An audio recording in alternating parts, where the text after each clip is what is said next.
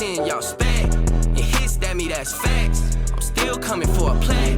When I hear something, then shut up, shut up, shut up, shut up, shut up, shut up, shut up, shut up, shut up, shut up, shut up, shut up, shut up, shut up. Before we get into the video, a supporter of the channel is trying to create the largest Magic community over on School. So if you want to check out the link down below, I'm over there trying to start the discussion. So if you want to hop over there and talk to some people, help our boy out, that's always greatly appreciated. You can find links to School down below. Let's get back to the video. It was inevitable. Buckle up, folks. We got a lot of obscure cards to talk about. So get your snacks, your drinks. I got some coffee here so I can get through all these. And let's talk about some obscure cards.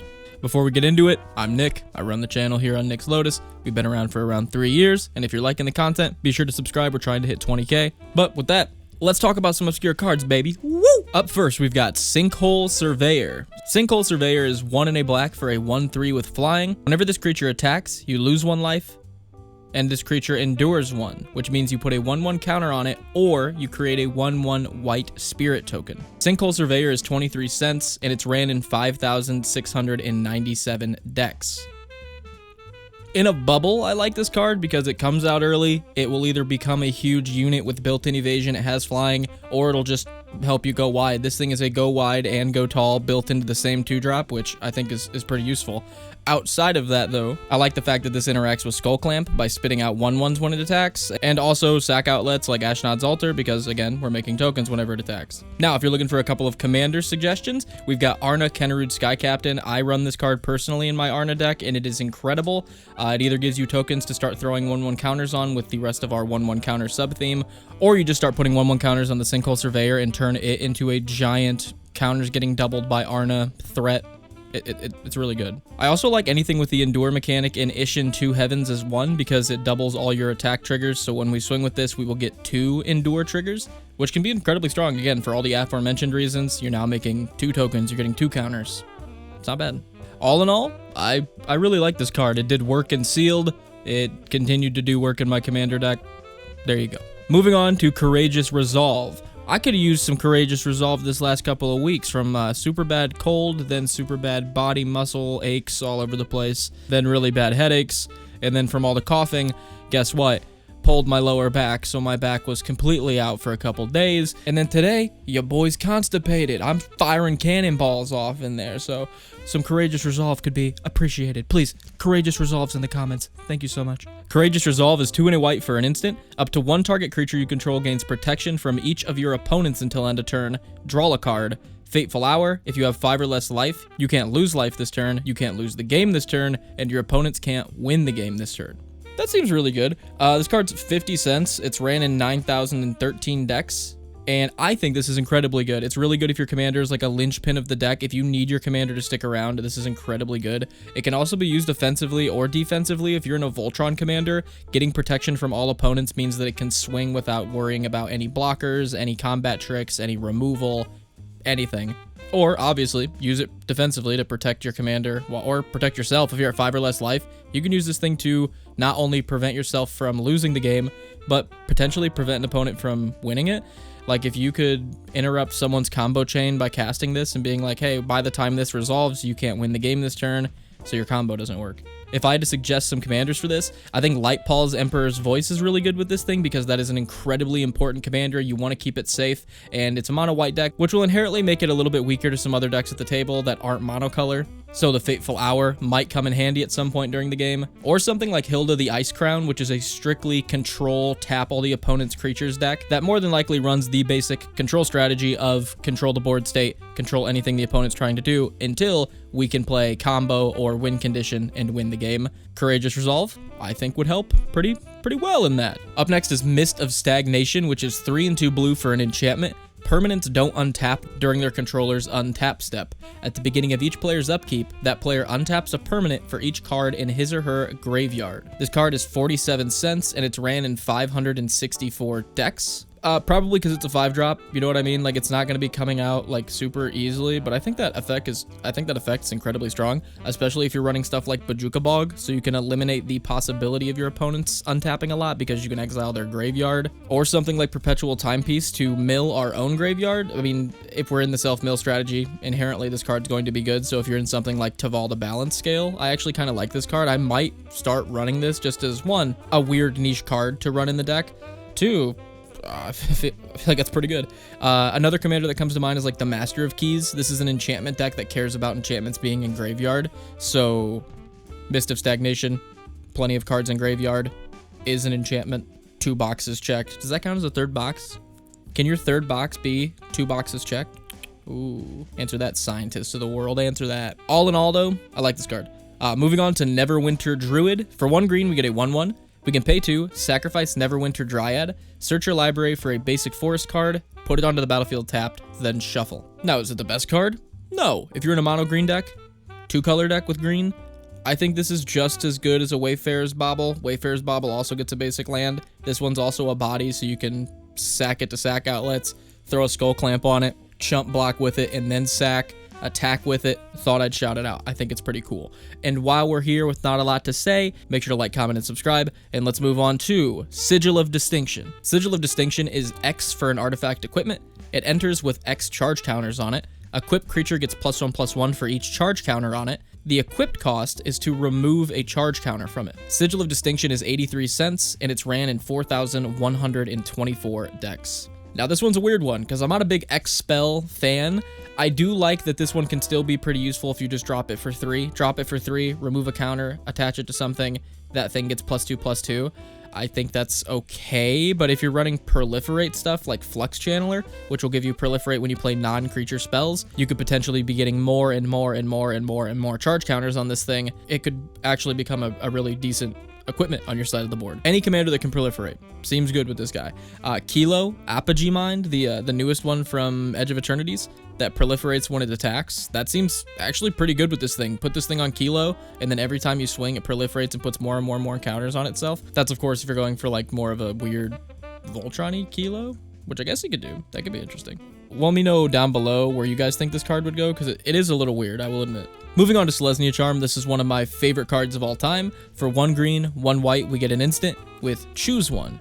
Target creature gets +2/+2 and gains trample until end of turn. Exile target creature with power 5 or greater, or create a 2/2 white knight creature token with vigilance. Selesnia Charm is 17 cents and ran in 10,605 decks. Like a lot of the charms, it just covers so many bases. It buffs and provides evasion, so if you're running more of an aggressive strategy, there you go. It exiles large power threats on board, so if you're in more of a mid-range aggro strategy and you can't handle late-game stuff well, this is really good for that. And for any creatures attacking us or any kind of utility we need combat-wise that don't fit into the first 2 categories, we can just make a 2/2 chump blocking knight.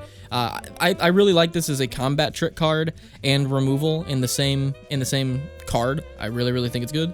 Pick one up. Up next, we've got Goblin Diplomats for 1 and a red. It's a 2/1 with tap. Each creature attacks this turn if able. Goblin Diplomats is a 42-cent card, and it's ran in 8,305 decks.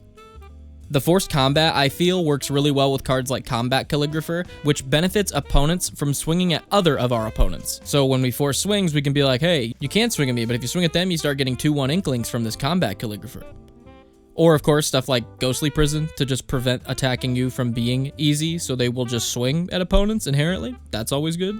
Couple of commander suggestions. I think Promicon Sky Rampart is really good because it forces everyone to attack in one direction, and then you can use Goblin Diplomats to force an attack on a turn you know you can't get attacked and start making the table attack each other, and then when it gets to the turn of the person that could attack you, you just go, nah, you're good. Or you're just running so much pillowfort stuff like Ghostly Prison plus Promicon, they just can't do anything in the first place. I like Thantis for the same reason. Whenever opponents attack us, Thantis gets 1/1 counters, so you can force attacks. They'll probably swing at other people because they don't want us having a giant Thantis we can just fling at somebody. And again, Gahaji Honored One, same deal. When opponents attack other opponents, their creatures get +2/+0. So anything like that with forced attack, especially on a 2-drop that can tap to make everything forced attack for that turn. It honestly shocked me this was under 15k decks, so I think we give it a shot, boys. I say we try it out, boys. Moving on to the card in this list that single-handedly shocks me price-wise, the amount of decks it's ran, the fact that it's uncommon. This is one of those cards that I had to read like 4 or 5 times to be like, no, yeah, that's what it says. I think this is very, very good, in my opinion. Obsessive Skinner, Steamed Hams, is a 1 and a green 1/1. When Obsessive Skinner enters, put a 1/1 counter on target creature at the beginning of each opponent's upkeep. If there are 4 or more card types among cards in your graveyard, put a 1/1 counter on target creature. Yeah, I don't even need the notes for this one. Yeah, a 2-drop that enters and puts a 1/1 counter on anything is already okay. I'm not gonna say that's good, but that's okay. You know what I mean? A lot of the time it would be a 2-drop that has to put a 1/1 counter on itself. The fact that it can go on anything, that's a good start. Then it says at the beginning of each opponent's upkeep. And I had to read that 3 or 4 times because I'm like, are you sure it's not at the beginning of my upkeep? No, each opponent's. Okay. If there are 4 or more card types in your oh, not the opponent's graveyard? In my graveyard? Yeah, if you're in a graveyard deck, not even in a graveyard deck, it's really not that hard to get Delirium to trigger in most decks. Instant sorcery, artifact, enchantment, creature. There's so many ways to like get that to go off now. But especially if you're in a graveyard deck, Delirium's really easy to trigger. And then pretty much once you have Delirium, you're gonna have Delirium. So your turn, I get a 1/1 counter. Your turn, I get a 1/1 counter. Your turn, I get a 1/1 counter. My turn, I just put 3 buffs on my creatures during each opponent's turn. Okay, let's go for another rotation. Oh, everything's getting huge on my side of the board. And it's insane to me that the second part of this says target as well. Like, that would almost read to me, enters, puts 1/1 on something else, and then it starts getting big during opponent's turns. Nah, that also says anything. You're not giving your opponent a great option here. You can just disperse these counters very wide and just... Yeah, sorry. If this was Esper, this would be going in Arna immediately. Unfortunately, it's green. Not unfortunately, though, I'm putting this in Taval. I was thinking about it. Taval's whole thing is you mill yourself, you're reanimating. Whenever stuff leaves your graveyard, you're getting 2/2 zombies. So Delirium in that deck, extraordinarily easy to trigger since our commander will mill us 3 cards when it attacks. And then we can just start buffing zombies, okay? Also, just realized, just clicked in my brain, it says any target creature, not you control. So again, you can use this politically as well. You could be like, hey, on your upkeep, do you want me to throw something on one of your things? No. I don't know. I think this card's actually nutty. I'm gonna say, I think this card's nutty. I think this is a very, very good card, and it is under 5k decks. It's 8 cents. Turn 2 Mana Rock into turn 2 Sinkhole Surveyor and Obsessive Skinner. I don't know. I think you got a pretty good start there. Hate to be a broken record. Obsessive Skinner's great. Let's move on. Let's move on to Floodpits Drowner. Floodpits Drowner is 1 and a blue for a 2/1 flash vigilance. When Floodpits Drowner enters, tap target creature an opponent controls and put a stun counter on it. You can pay 1 and a blue, tap Floodpits Drowner, shuffle Floodpits Drowner and target creature with a stun counter on it into their owner's libraries. Not bad. You get a 2/1 body at flash speed. You lock down one of their creatures for 2 turns because it has a stun counter on it. You can proliferate that stun counter, or you can just use it as straight up removal by tapping the Floodpits Drowner and then shuffling the Floodpits plus the creature with a stun counter into their decks. I don't think that's terrible. I think like there's some pretty good synergies here. This is one that I'm not 100% sold on personally, but it felt good enough to include. I like how it interacts with stuff like Flux Channeler. Whenever we play a non-creature spell, we can proliferate, so we can pretty much indefinitely lock one of their creatures down with a stun counter. I like the fact that it's a merfolk, so it has synergy with stuff like Deeproot Elite. I like this thing, obviously, in Hilda of the Ice Crown. That thing is all about stun counters, so this is perfect. And this isn't a terrible blink target in something like Rune of the Hidden Realm to just start tapping stuff down and throwing stun counters on it. Tap one thing, throw a stun counter on it. Tap something else, throw a stun counter on it. You can kind of like mix and match who you want to lock down with it. Definitely worth a shout out in my eyes. Let's move on to Under the Skin. Under the Skin is 2 and a green for a sorcery with Manifest Dread. And to Manifest Dread, you look at the top 2 cards of your library, put 1 into the battlefield face down as a 2/2, and the other into your graveyard. You can turn the face down card face up for its mana cost if it's a creature card. Plus, Under the Skin returns a permanent card from your graveyard to your hand. This card is 10 cents and ran in 8,217 decks. And I feel like it's actually pretty good as a replacement for some other similar effects if you're in specific deck list. Like my Tavalda Balance Scale deck, I almost feel like I could take out Eternal Witness for this card because it fills my grave, puts another 2/2 body into play that I could potentially flip, and returns a permanent. And like, let's be honest, we're in a reanimator deck. I can hit Animate Dead. I can hit Dance of the Dead. I can hit any of my creatures that are in that deck. I can hit Necromancy. And especially in a deck like Taval, Under the Skin's great because it's just a pay 2 and a green to create 2 2/2s because you'll get the 2/2 from Taval plus the 2/2 from Under the Skin plus a permanent from your graveyard to your hand. Not to even mention if the 2/2 you put into play face down is a creature that you can just flip for its mana cost. Great way to get some of your big bombs into play without people countering them. You can manifest them into play with Manifest Red, flip them on a later turn. People can't counterspell them. I hate to be a broken record. I'm probably going to try this card as well in my Taval to Balance Scale deck. I just think it's good, man. There's a bunch of cool stuff today that I'm excited to actually give a test in this bad boy. Moving on, we got Luminate Primordial, which is 5 and 2 white for a 4/7 with Vigilance. When Luminate Primordial enters the battlefield, for each opponent, exile up to 1 target creature that player controls, and that player gains life equal to its power. So you get 3 Swords to Plowshares stapled onto a 4/7 Vigilance. Obviously, this works great with stuff like Cloud Shift, because you can blink it and then get 3 more exiles, which is fantastic. Or stuff like Assault Formation, which will let your creatures deal damage equal to their toughness instead. So this card inherently is going to be good in something like Duran the Siege Tower, which will have all your creatures do damage equal to their toughness. Or a deck like Elish Norn, Mother of Machines, which will double your ETBs, which will, of course, double this ETB and give you 6 exiles, which is actually kind of nutty to think about. Or just a blink deck like Brago King Eternal. Start blinking this thing, getting exiles each turn. Seems really, really nice. The fact that this is in under 10k blows me away. I've been running this card since the day it was printed back in, when was this made? Kind of assumed it was over 15k at this point. Run it. Let's talk about Web of Inertia. I think I've talked about this before. I couldn't find the video on my channel, but I'm pretty sure I did. Even so, here it is. Web of Inertia is 2 and a blue for an enchantment. At the beginning of each opponent's combat phase, that player may remove a card from his or her graveyard from the game. If that player doesn't, creatures they control cannot attack you this turn. Web of Inertia is 42 cents, and it's ran in 5,738 decks. Now again, stuff like Bojuka Bog, where you can exile opponents' graveyards, that's going to be great, because they won't have anything to exile from their graveyard to help with their Web of Inertia, so they won't be able to swing at us if their grave's empty. Really good. Rest in peace. There you go. Nothing can go to grave anymore. Rest in peace plus Web of Inertia, you cannot be attacked anymore. There's that tech. Plus, it gives you an excuse to be annoying as hell and run Rest in Peace. You can be like, I'm not running it to shut you down completely, graveyard deck. I'm running it for my Web of Inertia. Duh. Again, Pramicon Sky Rampart, the wall deck where you pick a direction. I think this is really good in there. Of course, in that deck, you don't have access to Bojuka Bog, so maybe you could run something like Relic of Progenitus or like Felden's Cane, maybe, to start exiling graveyards. Pretty good, man. I just wanted to shout it out. I think it's a worthy of shout out card. Speaking of worthy of shout out card, the rare Subscribe card costs 0 mana, instant speed, split second. And this is your chance to play it right now, okay? So go ahead and play the Subscribe card. You really think this is going to get them to subscribe? Well, I think they're grown adults, and I think that they can be told straight up, hey, why don't you click that subscribe button? Ding! Appreciate you. Moving on to Epic Struggle. Epic Struggle is 2 and 2 green for an enchantment, and if you creature go wide token loving decks needed a new win con, here you go, my guys. At the beginning of your upkeep, if you control 20 or more creatures, you win the game. Epic Struggle is $8.13, and it's ran in 4,270 decks. What can I say about this card? Is it great? No, it has to sit and play. People are probably going to try to remove it. You're going to have to protect the shit out of it, so maybe play Simic so you can run counter spells to protect it.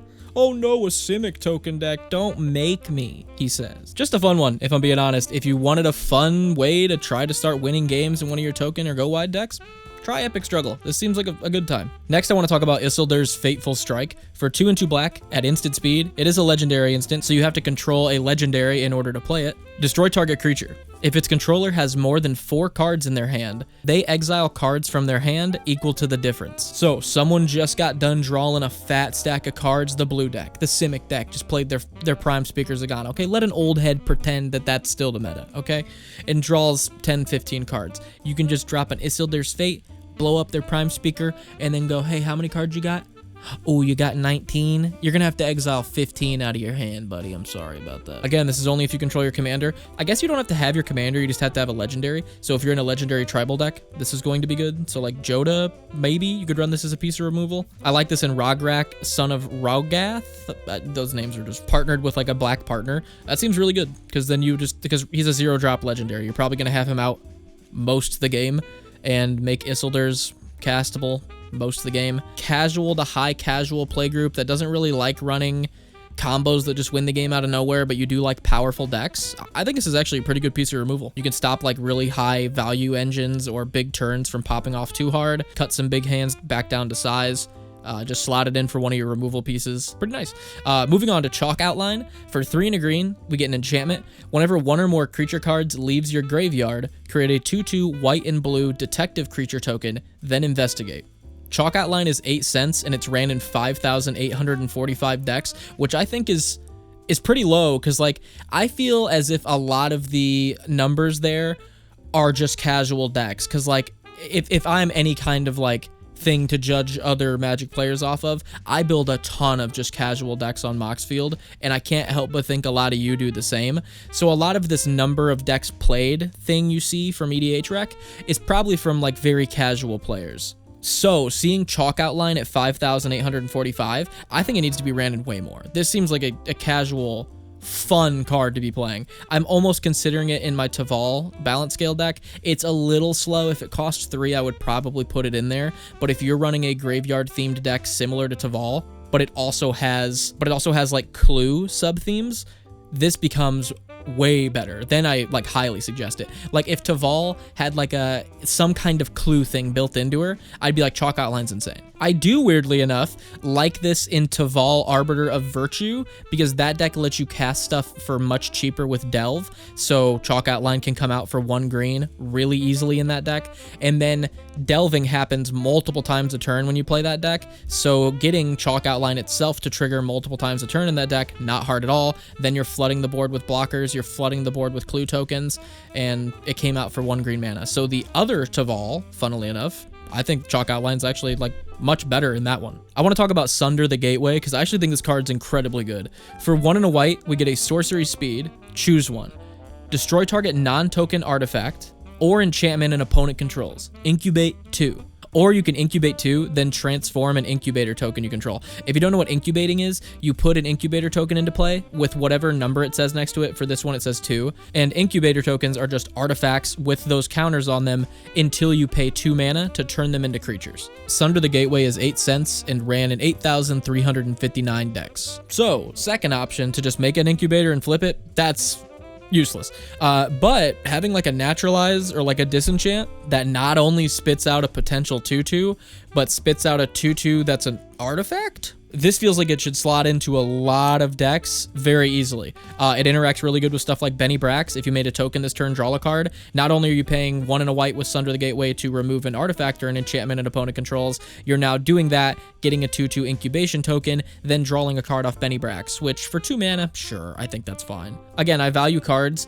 a lot of the time based off the number of boxes they can check because I think that makes them very versatile and inherently good over some other options. This one card offers you artifacts ETBs, it offers you 1/1 counters, it offers you creature ETBs, it offers you removal, it offers you token if you have any token doubling things. Pretty insane. If you have a doubling season in play, you're getting 2 incubation tokens that both have 4 counters on them. So you just got 8 power and blew something up if you have a doubling season type effect in play, which you probably will have in something like Ginny Fae, where you're just creating a ton of tokens, turning them into 3/1s, 2/2s. Seems like incredibly good. Even if you're not in a deck that utilizes the incubation token to its full like use, I'm still thinking it's really good. And yeah, if you're gonna ask, this is gonna go in Arna Kenrud Sky Captain for the exact same reason. It creates a 2/2 with 2 1/1 counters on it that I could start doubling the counters with Arna. Built into a naturalize, built into a disenchant. Yes, I'll take as many of those as I can run. So this next card, my buddy Deegan played this against me. I had not seen this card, and when he played it, I had to read it a few times, and I was like, okay, yeah, go for it. That's really good. And then later that same night, my cousin was talking to me, and he was like, is that really what that card Deegan played does? Because that seems way too good. I started laughing because I was like, that's literally exactly what I thought. No, it does exactly that. It's insane. Hide in Plain Sight is 3 and a green for a sorcery. Look at the top 5 cards of your library, cloak 2 of them, and put the rest on the bottom of your library in any order. And if you don't know what cloaking is, you put it face down as a 2/2 with ward 2, and you can flip it for its mana cost if it's a creature to put it into play. Hide in Plain Sight is 13 cents and ran in 9,018 decks. Yeah, for that same reason I was saying that other card that put stuff face down is good, it can't be countered. So if you're in a deck with a ton of high priority creatures you're trying to get into play, this is actually very good because they're either going to have to waste a counter countering this card, or the 2 creatures you put into play are going to see play.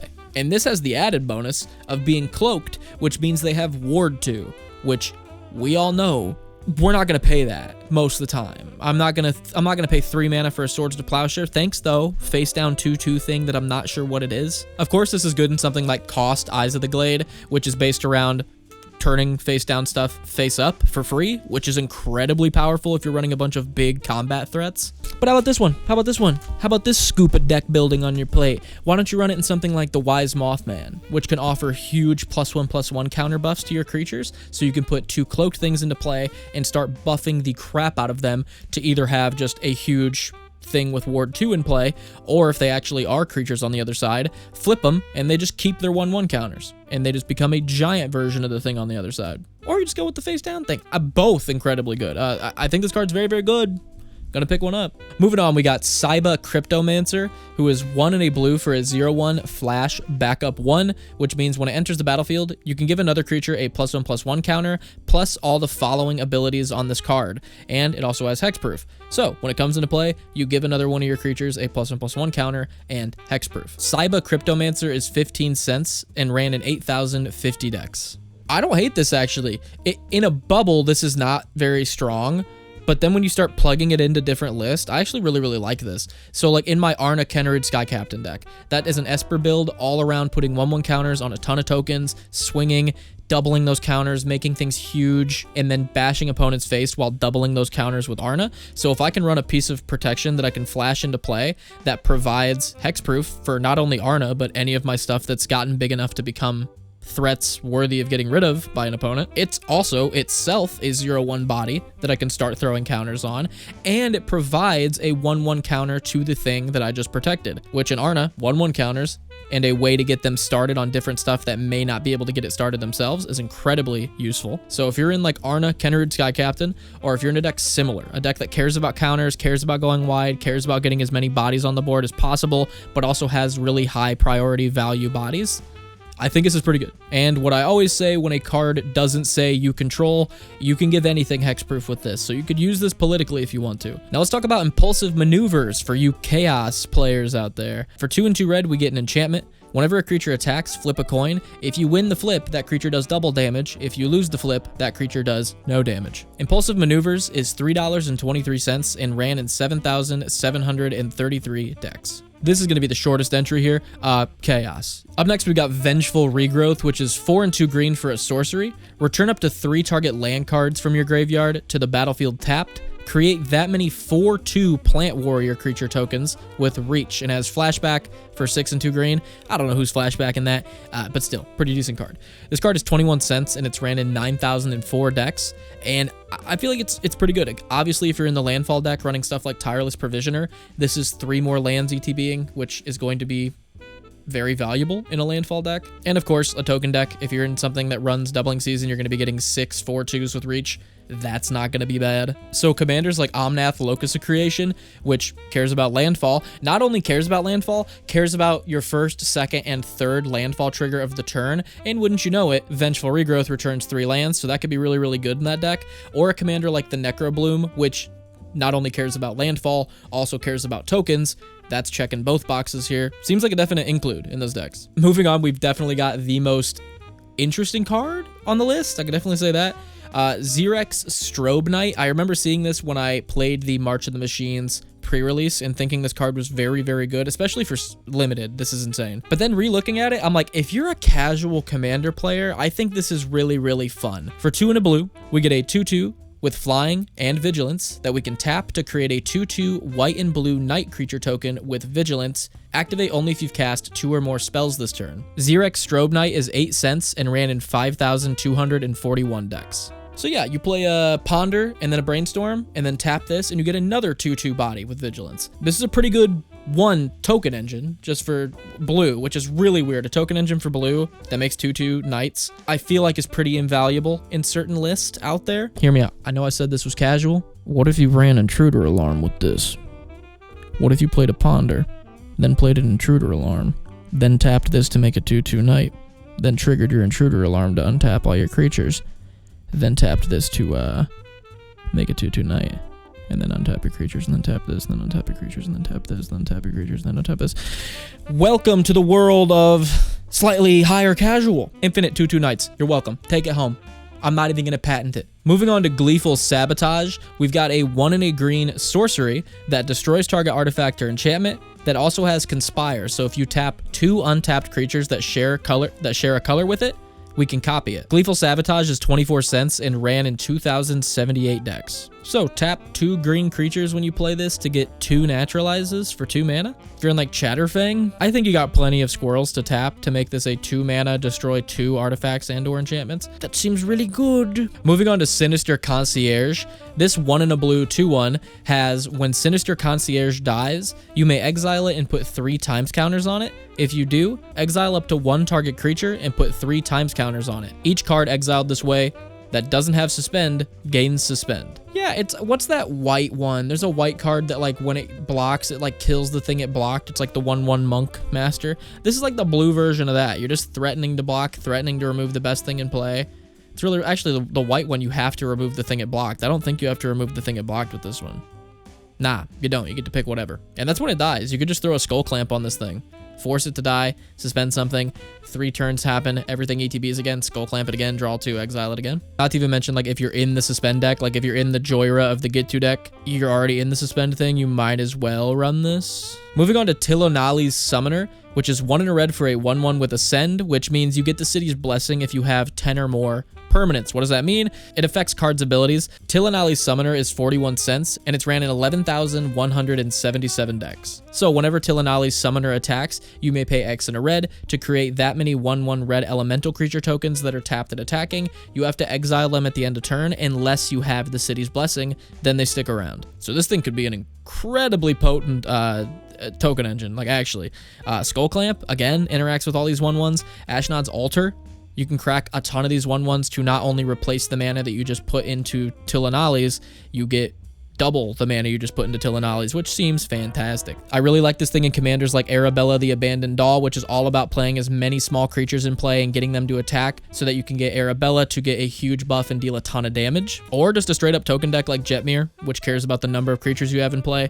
Super potent card. I think we should give it a try in certain decks. A weird one for the list is War Report, being 3 and a white for an instant. You gain life equal to the number of creatures on the battlefield, plus the number of artifacts on the battlefield. War Report is 23 cents, and it's ran in 6,497 decks. If you're in a creature-based life gain deck, this seems pretty decent. Like if you got Well of Lost Dreams in play, you drop this, you can draw a fat stack of cards in your hand. And if you're in a commander like Will, Scion of Peace, which makes your spells cost less, equal to the amount of life you gained this turn, you can drop this and gain a ton of life. It's for the creatures in play, not just yours. Plus artifacts. Everyone's running mana rocks. Tons of people run clues, foods, treasures. I feel like this could like pop off in a lot of life gain decks. And y'all ain't giving it the chance. So give it the chance. Moving on to my personal favorite card of the list. I just think this card's really, really cool. Extraordinary Journey is 2x and 2 blue for an enchantment. When it enters the battlefield, exile up to X target creatures. For each of those cards, its owner may play that card for as long as it remains exiled. Whenever 1 or more non-token creatures enters the battlefield, if 1 or more of them entered from exile or was cast from exile, you draw a card. This ability only triggers once per turn. Extraordinary Journey is 9 cents, and it's ran in 10,914 decks. I like this card a lot. I think the double X in its cost is a bit of a red herring that you're like supposed to be like, oh, this isn't that great because of the X. You can just drop this for 2 blue. Like if you're in the blink deck, you can just play this for 2 blue. 2 blue enchantment. Whenever you blink something, draw a card, triggers once a turn. That's a pretty good draw engine for a blink deck. Blink during my turn, draw a card. Your turn, I'll blink, draw a card. I'll blink, draw a card. I'll blink, draw a card. Am I missing something? If this was just a 2 blue, whenever a creature ETBs from exile, draw a card, only triggers once, it'd be like, that's a pretty good enchantment for blink decks. That's what this is. It just has a built-in double X to exile threats that are in play, if need be. So again, if you're in the blink deck like Rune of the Hidden Realm, this is incredibly good. You're running stuff like Cloud Shift in that deck. This is going to do gangbusters for you. Moving on to Daretti Ingenious Iconoclast. This Planeswalker is 1, a black, and a red for 3 loyalty. For its +1, we put a 1/1 colorless construct artifact into play with Defender. It's -1, you could sacrifice an artifact to destroy target artifact or creature. And it's -6, you can choose an artifact in your graveyard and create 3 tokens that are copies of it. Daretti Ingenious Iconoclast comes in at $3.01 and is ran in 8,380 decks. Again, I'm a broken record here. It makes 1/1s, so it does interact with Skull Clamp. The first deck that popped into my head, Breya Ethereum Sculptor. My cousin runs this deck. It's a blink deck. You keep blinking Breya, you're making tons of Thopters, you're dumping all those into Breya to just toolbox out. So you just play Daretti, sack a Thopter, do it again next turn, +1 the turn after that to make another 1/1, which is perfect for the deck because that's more sack fodder for your Breya now. They just feed into each other. It seems really, really good in that list. So yeah, don't try it. Moving on to Hurkyl's Final Meditation. This 4 and 3 blue instant costs 3 less to cast if you cast it during someone else's turn. Return all non-land permanents to their owner's hand, and end the turn. Hurkyl's Final Meditation is 11 cents and ran in 2,534 decks. Yeah, I mean, a pseudo board wipe with an end the turn built into it. If you can, just like control out, wait for it to be the turn of the person right before it's your turn, drop this, return everything to everyone's hand. That person next to you essentially skips their turn and it goes straight to you. You get to reset your board first. And you only paid 4 mana for that. And not even to mention if you're in a 1v1 situation, this is incredibly strong, as essentially it's just an extra turn card with a built-in board wipe. Yeah, that seems not terrible. Moving on to Failure and Comply. Failure is 1 and a blue for an instant that returns target spell to its owner's hand, while Comply is a 1 white sorcery with Aftermath, which means you can only cast it from your graveyard, then exile it. You choose a card name until your next turn. Your opponents can't cast spells with the chosen name. Failure and Comply is 15 cents, and it's ran in 1,107 decks. Just a pretty good form of protection and removal. Bounces a spell for 1 and a blue. That's actually really good. And then being able to completely stop a spell from being cast, I feel like this again kind of tricks your brain into thinking, yeah, you counter something and then stop that thing from being played. You can bounce something and then name a different card. You can bounce a really important piece of their engine back to their hand when they try to play it, and then name their commander with the other side so they can't drop their commander as well. So if someone's getting really far ahead, this card's actually really good at like bringing them back down to a speed everyone else is at. Moving on to Biotech Specialist. I know this is from Edge of Eternities. That's like the newest set, so of course it's not going to be in a lot of decks. To be fair, there are Edge of Eternities cards that are already in like 30 to 40,000 decks. So the fact that this is in 3,094, I'm still going to bring it up. I feel like this could be a card that kind of gets lost in the immense amount of cards being released. So I'm going to bring it up. Biotech Specialist is a green and a red for a 1/3. When it enters, create a lander token, which is an artifact. You can pay 2, tap, sack to Rampant Growth. You get to search for a basic, put it into play tapped. And whenever you sacrifice an artifact, this creature deals 2 damage to target opponent. Biotech Specialist is 38 cents, and it's ran in 3,094 decks. Shocking an opponent when you crack treasures or clues or food. That's kind of nuts. Tireless Provisioner, if you've got that, you can now shock people for all those treasures you're making for playing lands. That seems good. If you're in a commander like Jolene the Plunder Queen, trying to get a bunch of treasures into play, crack those treasures, bash face with Jolene, this seems fine. You're just also shocking opponents for 2 every time you crack a treasure. Sure. And like I said, you're in something like Rocco Street Chef that cares about food. Do the exact same thing, especially when you have access to cards like Academy Manufacturer in those decks, which will create a food, treasure, and a clue if you create one of them. That's nuts with this card. You start shocking everybody left and right. And again, like a lot of the cards on this list, it's a 2-drop that comes out really early and provides an insane amount of utility for how cheaply costed it is. And then finally, to end this massive list of cards, we've been recording for a little over an hour and 10 minutes. So this is easily going to be a 40, 50 minute list of obscure cards. We're going to end this one off with Viscerid Drone, which is 1 and a blue for a 1/2. We can tap it, sacrifice a creature and a swamp, destroy target non-artifact creature. It can't be regenerated. Or we can tap it, sacrifice a creature and a snow swamp to destroy target creature. It can't be regenerated. Yeah, if it's a snow, it gets rid of the artifact creature. It gets rid of the non-artifact clause. No pun intended. Being a lobster claw, get it? Claws. So if you're in the snow deck and you can make it work, not to sound like RuPaul or anything, but if you're in the snow deck and you can make it work, make it work, baby. What we're focused on is the first one. I think that first part's pretty good, especially when you've got stuff like, let's say, Bitter Blossom, like some kind of way to consistently create tokens, and then something like Crucible of Worlds, some kind of way to play lands from your graveyard.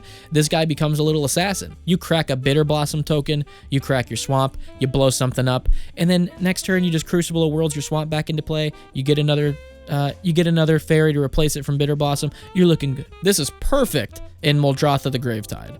Actually, perfect. Muldrotha, you get to play a card for each permanent type out of your graveyard each of your turns. So yeah, crack a creature, crack a land to this thing, blow up one of your opponent's creatures, and then play that very same land and creature with Muldrotha, and probably get a ETB out of the creature as well as blowing something up with your Viscerid Drone. If you want to go the snow angle, Yorn, God of Winter, obviously, he's the GOAT. Yeah, he's the GOAT! You untap all your snow permanents with him when he attacks. That's pretty busted. So you're obviously going to be in the snow deck, and then you can run some stuff. You could even run Muldrotha in that list, I'm pretty sure. I'm pretty sure that's a Sultai list. Pretty fucking cool. He also kind of looks like a pistol shrimp. I think that's what they're called. The ones that are like blow fucking shells off people, which is also cool. That's my gift from me to you. I thought I've given you a lot of compilations of obscure cards. I haven't given you guys a relatively long form video of just raw new cards you guys haven't seen. So hopefully this video scratched that itch for you. I know it did for me. It was kind of fun to just like deep dive for a big list of obscure cards for this. So I hope at least a handful of them are useful to you. Make sure to like and subscribe. If you've got some obscure cards that you like, make sure to drop a comment. If you want to show some additional support to the channel, you can check out the YouTube members and Patreon links down below. Starts as low as $1, and seriously, it really does help me out a ton. I'm saving up right now to move out, trying to get my own place, trying to get my life started. You know, the patronage helps a ton. Like I said, be sure to like, comment, and subscribe. But most importantly, the best thing you guys can do is be kind to each other. So I'll see you guys on the next one. Peace.